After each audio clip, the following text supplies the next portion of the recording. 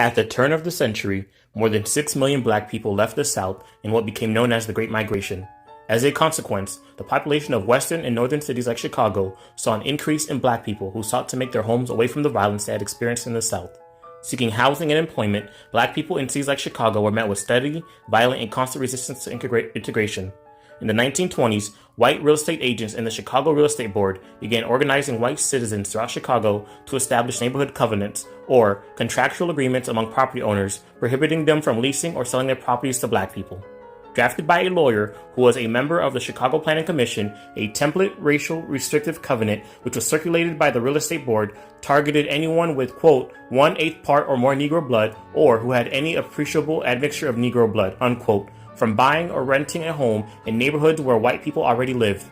On May 4, 1921, the Chicago Real Estate Board voted unanimously to expel members of the board who did not join this project of residential segregation. If members sold property to black people, quote, in a block where there are only white owners, unquote, they would be met by immediate expulsion.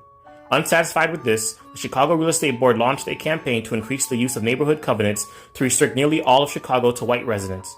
Advocating for residential segregation, the president of the board, M. L. Smith, openly expressed his commitment to maintaining segregation throughout Chicago.